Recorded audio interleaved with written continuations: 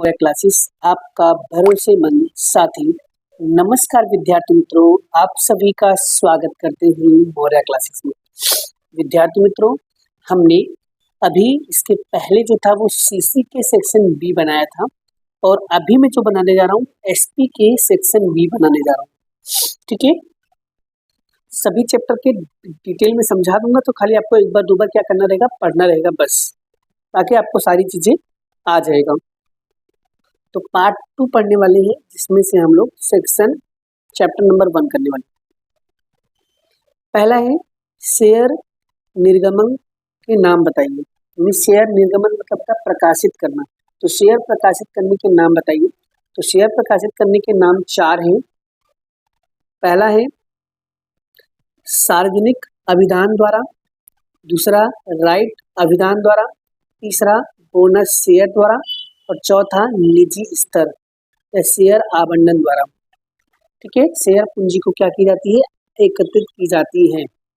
ये 4 हैं शेयर प्रकाशित करने के नाम।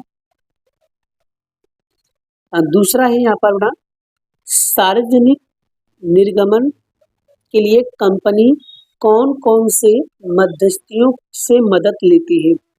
मध्यस्थी मतलब होता है दलाल। क्या होता है, दलाल। तो भाई कोई कभी भी कंपनी शेयर जब प्रकाशित करती है तो कंपनी में कौन कौन से दलाल की हेल्प लेती है। तो इसमें पहले नंबर पे आता है लीड मैनेजर, दूसरा आता है रजिस्ट्रार जिसे ट्रांसफर एजेंट कहते हैं, और तीसरा निगम बैंक और अभिगोपक, depository, credit rating agency, stock exchange और दलाल। ये सभी कौन है बड़ा, मध्यस्थी के नाम है। ठीक है, और बिक्री के निवेदन दरखास्त किसे कहते हैं। तो कंपनी कानून के अनुसार संचालक मंडल की अनुमति लेकर अंशधारी मतलब शेयरधारक, अंशधारी यानी संचालक मंडल से अनुमति लेकर अंशधारी अपने पास की अतिरिक्त शेयर मतलब एक्स्ट्रा शेयर आम जनता को अगर दे देता है, तो जिससे बिक्री के लिए निवेदन या दरखास्त कहते हैं। ठीक है, यानी कंपनी कानून के अनुसार संचालक मंडल से अनुमति लेकर अंशधारी अपने पास से एक्स्ट्रा शेयर लेकर आम जनता को देता है, जिससे बिक्री के लिए उसे निवेदन कहते हैं या दरखास्त कहा जाता है।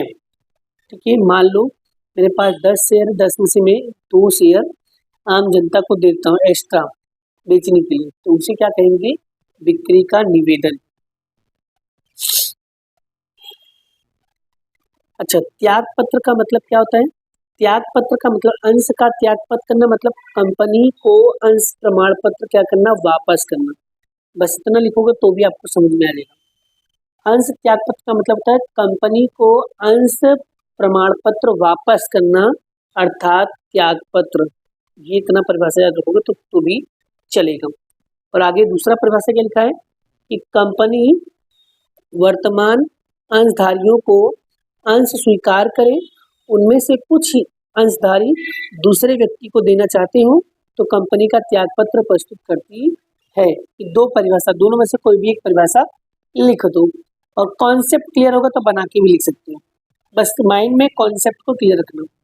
यानी कंपनी अंशधारियों, वर्तमान अंशधारियों को अंश स्वीकार करे, उनमें से सभी या तो कुछ अंश किसी दूसरे व्यक्ति को देना चाहता हो, यानी अपना शेयर किसी दूसरे व्यक्ति को देना चाहे तो उसे त्याग पत्र कहते हैं। शेयर जब्ती तो बड़ा कॉन्सेप्ट क्लियर हो रहा है। शेयर जब्ती का मतलब होता है कि आपने जो भी शेयर खरीदा है उस शेयर की रकम की किस्त हफ्ता ना भर पाओ तो कंपनी क्या करती है, शेयर को जब्त कर लेती है, तो उसी को कहते हैं शेयर जब्ती।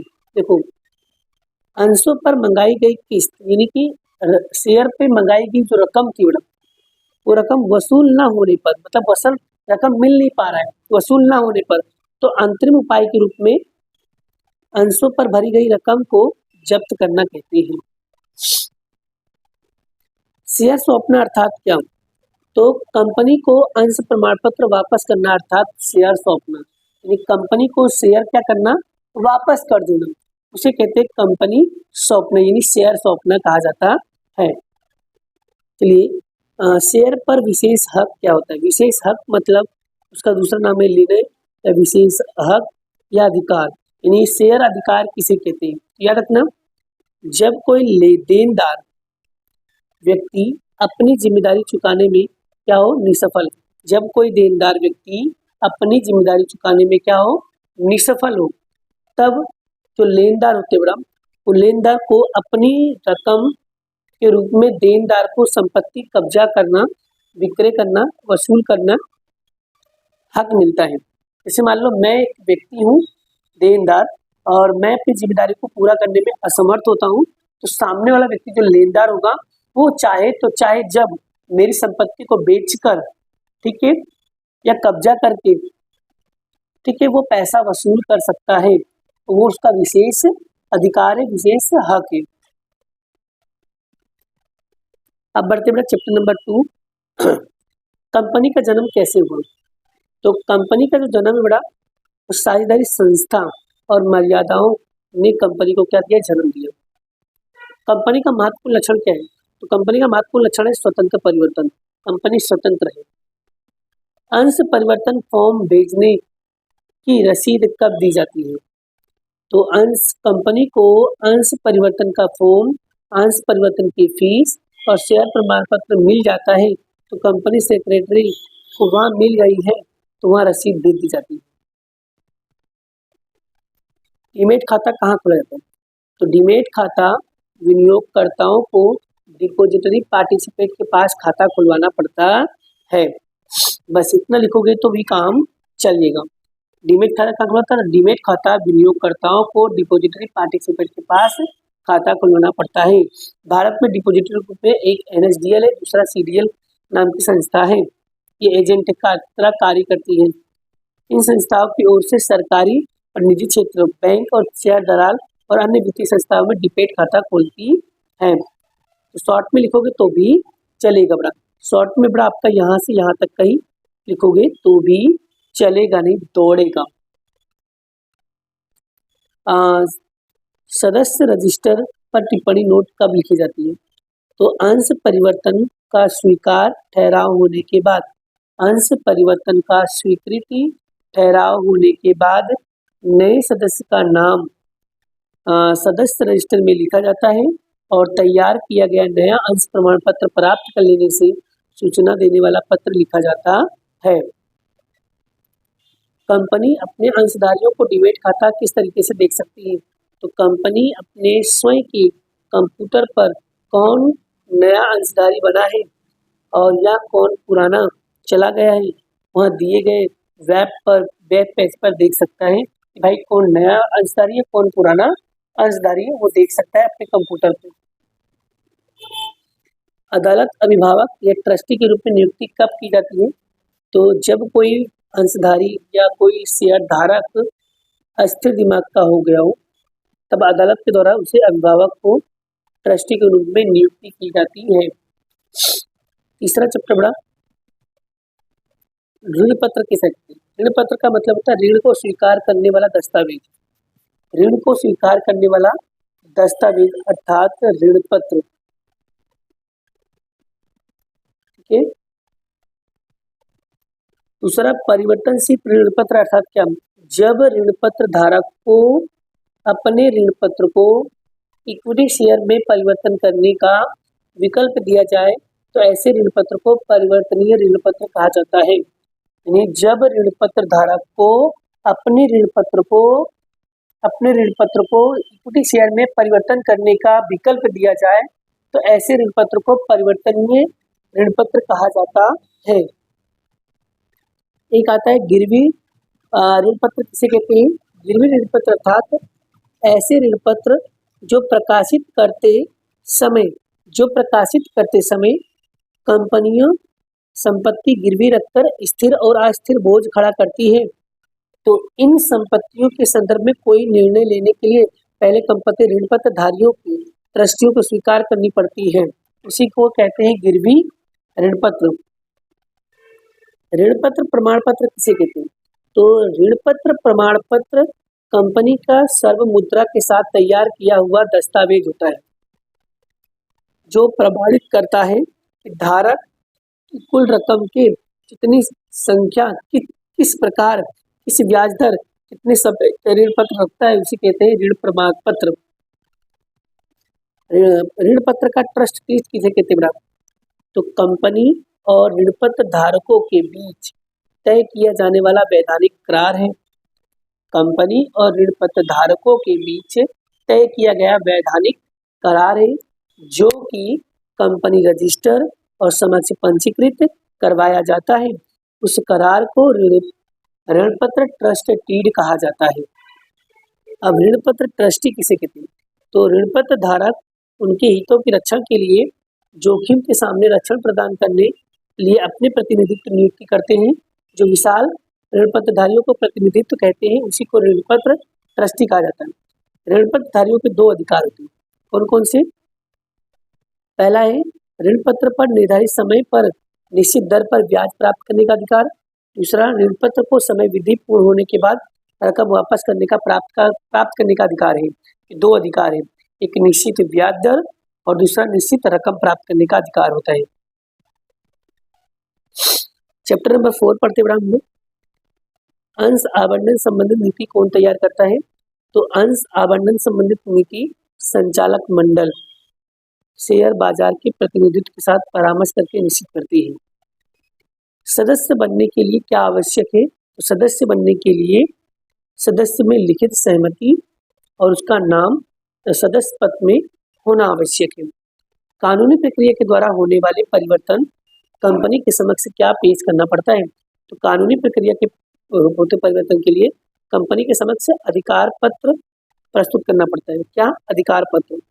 जिन आवेदकों को अंश आवंटित हुए हों उनका नाम कहाँ लिखे जाते हैं? तो जिनका नाम आवंटित किया गया हो उनका नाम आवेदक का नाम सदस्य पद में लिखा जाता है। कंपनी का सदस्य पद किसके बीच में करार किया जाता है? तो सदस्य पद व्यक्ति और कंपनी के बीच में करार किया जाता है। हिंदू अभिव्यक्ति परिवार कौन सा अंश खरीदकर सदस्य पद प्राप्त करता है? हिंदू अभिव्यक्ति परिवार मात्र परिवार का कर्ता अपने संयुक्त नाम से अंश खरीदकर कंपनी का सदस्य पद बन सकता है। तो कंपनी का कर्ता होता है, मतलब परिवार का मात्र कर्ता मतलब जो घर का सबसे बड़ा मुखिया होता है, घर का सबसे बड़ा सदस्य होता है, उसी को कर्ता कहा जाता है। अगर कर्ता क्या करे, अपने संयुक्त नाम से शेयर खरीद कर अपनी कंपनी का सदस्य पद प्राप्त करना चाहे तो कर सकता है। युद्ध या आपातकालीन घोषणा होने पर कौन सी व्यक्ति सदस्य पद को स्थगित किया जा सकता है? याद रखना, जब तक वह व्यक्ति दुश्मन देश व्यक्ति का हो तब वह सदस्य पद कंपनी की ओर से मिलते अधिकार को स्थगित किया जाता है। अगर जो कंपनी में सदस्य पद प्राप्त किया है अगर वो दुश्मन देश का है तो उसका शेयर को क्या कर दिया जाएगा? स्थगित कर दिया जाएगा, रोक दिया जाएगा। 8वां, वर्तमान अंशधारी किस पत्र के आधार पर अन्य व्यक्तियों को सदस्य पद बन सकता है? तो वर्तमान अंशधारी त्याग पत्र के आधार पर जिस व्यक्ति का नाम दर्शाया गया है वह व्यक्ति अंशधारी यानी अन्य व्यक्ति को सदस्य बन सकता है। कंपनी किसको स्वीट इक्विटी अंश आवंटित करती है? कंपनी अपने संचालकों को, कर्मचारियों को, विशिष्ट ज्ञान रखने वाले कर्मचारियों को या बट्टे से या रोकड़ के अलावा स्वीट इक्विटी शेयर आवंटित करती है। कंपनी किस प्रकार का अंश वापस करने को लेकर रकम चुकाती है? तो कंपनी शोधनीय अभिमान अंश प्रकाशित किया गया हो, शर्त के अनुसार आवधिक पूर्ण होने पर कंपनी अंश वापस लेकर चुकाती है। 5वां बड़ा, संस्था के अस्तित्व के लिए कौन से दो तत्व महत्वपूर्ण हैं? तो एक मालिक, दूसरा संचालक। वर्तमान समय में कंपनी संचालक द्वारा किसके द्वारा होता है? संचालक मंडल के द्वारा। संचालक किसे कहते हैं बड़ा? ऐसे व्यक्ति जो कंपनी के सभी संचालन को मार्गदर्शन नियंत्रण के लिए व्यापक नीतियों बनाते हैं, संचालक कहते हैं। सार्वजनिक कंपनी में कम से कम कितने संचालक होते हैं? तो कम से कम 3 होते हैं। और निजी में कम से कम कितने होते हैं बड़ा? तो निजी में कम से कम 2 संचालक होते हैं। और एकल व्यक्ति कंपनी में कम से कम कितने संचालक होते हैं? एकल व्यक्ति की बात करें तो एक ही होते हैं। संचालक मंडल किसे कहते हैं? तो कंपनी रूपी व्यवसाय में संचालक संयुक्त रूप से कंपनी का संचालन करते हैं, इसे संचालक मंडल के रूप में पहचाना जाता है। कंपनी का प्रथम संचालक किसे कहा गया? तो जो नियमन पत्र में प्रावधान हो, इसका नियमन पत्र में प्रावधान हो, आवेदन पत्र में साइन करने वाला यानी हस्ताक्षर करने वाला व्यक्ति कंपनी का संचालक माना जाता है। और इसी प्रकार से एकल व्यक्ति, कंपनी का एक ही व्यक्ति को संचालक के रूप में माना जाता है। कंपनी का प्रथम संचालक मुद्दत कब पूरी मानी जाती है? कंपनी का प्रथम संचालक मुद्दत कंपनी की प्रथम सामान्य सभा के दिन पूरी हो जाती है।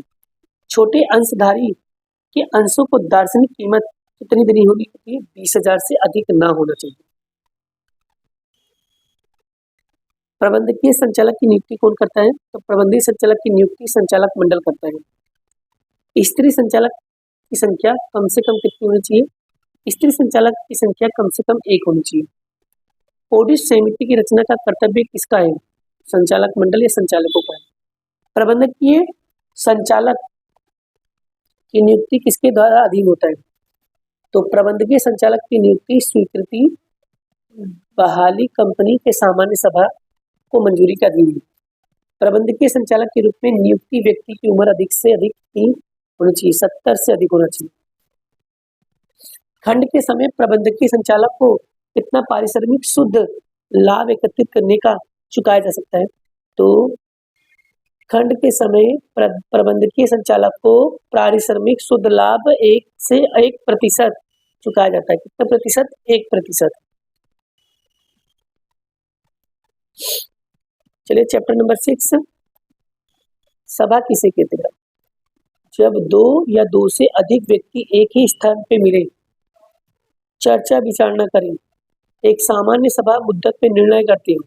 सभा निश्चित तारीख, समय, स्थान, निश्चित मुद्दत, एजेंडा, चर्चा विचारणा करने के लिए मिलते हो तो उसे सभा कहा जाता है।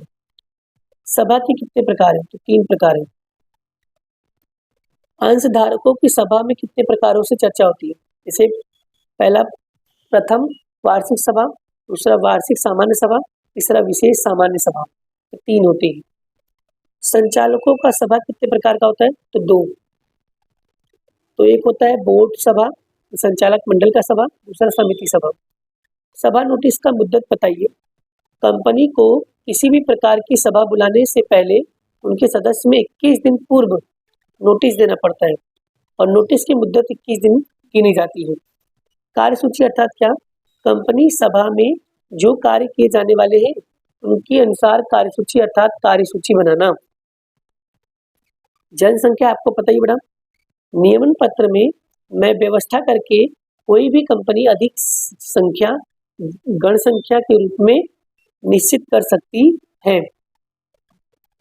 बड़ा आवाज थोड़ी सी वीक आ रही हो तो थोड़ा सा कोऑपरेट करना बड़ा, क्योंकि आवाज में गले में ज्यादा प्रॉब्लम होने की वजह से बड़ा अब आवाज बिल्कुल भी नहीं निकल रही है बड़ा, थोड़ा भी नहीं निकलना, क्योंकि दर्द बहुत हो रहा है बड़ा। चलिए सभापति किसे कहते हैं बड़ा?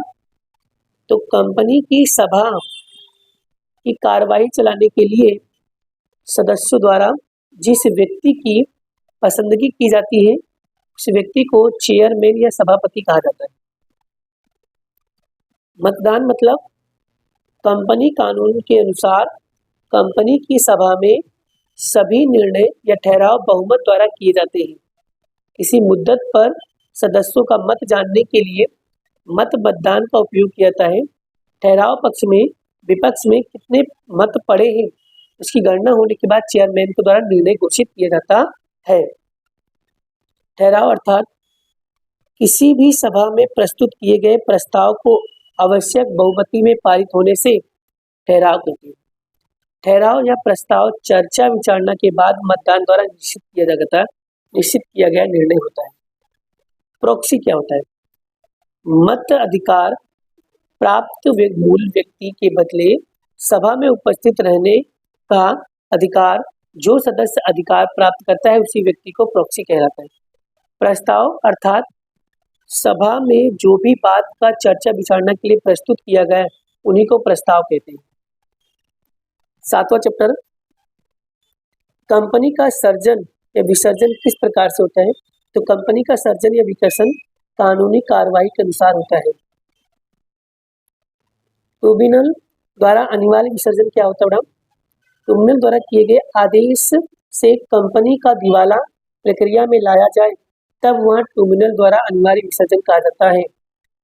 सामान्य रूप से कंपनी का धंधा बंद करने या समापन करना कब निश्चित होता है?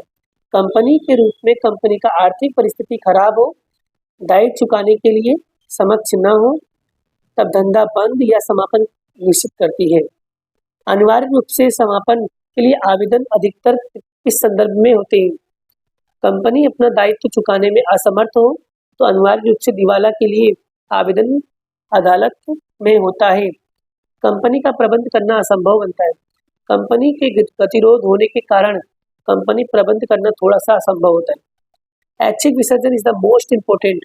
ऐच्छिक विसर्जन क्या होता है? कंपनी के सदस्य या लेनदार अदालत के हस्तक्षेप बिना कंपनी को दिवाला के लिए ले जाते हैं। उस प्रक्रिया को स्वैच्छिक विसर्जन या स्वैच्छिक दिवाला समापन कहते हैं। यानी कंपनी के जो सदस्य होते हैं और लेनदार अदालत के हस्तक्षेप के बिना कंपनी को दिवाला की ओर ले जाते हैं, मतलब अपनी मर्जी से कंपनी को बंद करना चाहते हैं, इसे स्वैच्छिक विसर्जन कहा जाता है। सदस्यों द्वारा स्वैच्छिक विसर्जन अर्थात क्या हो? तो कंपनी की आर्थिक स्थिति सुधरता हो, सदस्य स्वैच्छिक पूर्वक कंपनी के लेनदारों को बताए बिना कंपनी को समापन की ओर ले जाए, ठहराव करे, तो सदस्यों द्वारा स्वैच्छिक विसर्जन कहा जाता है।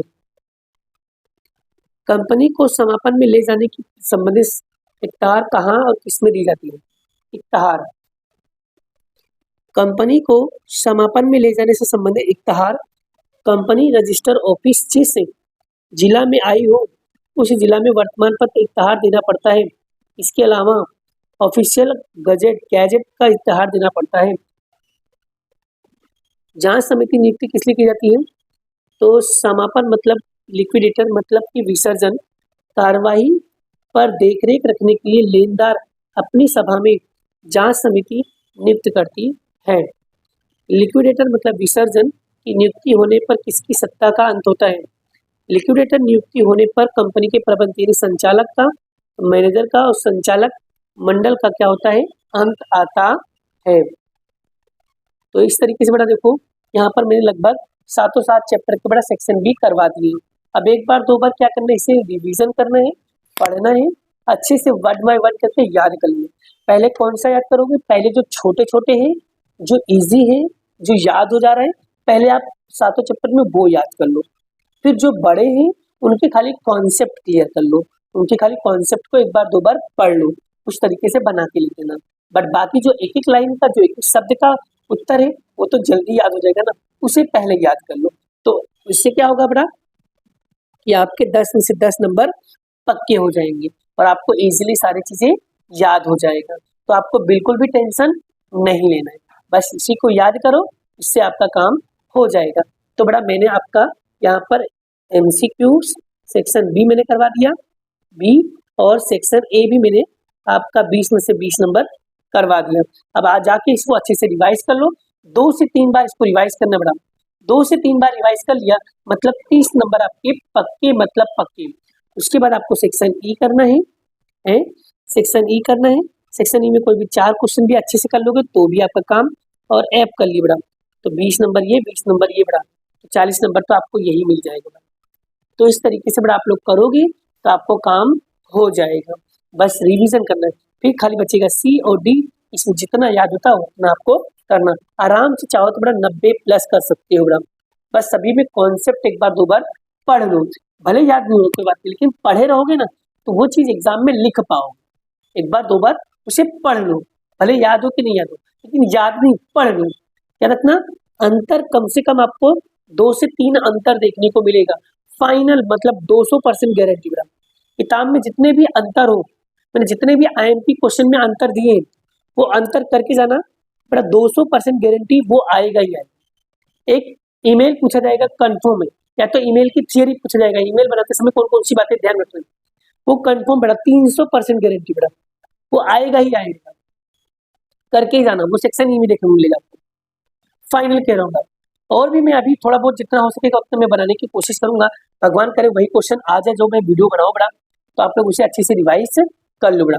तो अभी के लिए इतना ही, मिलते हैं नेक्स्ट वीडियो में। राधे राधे।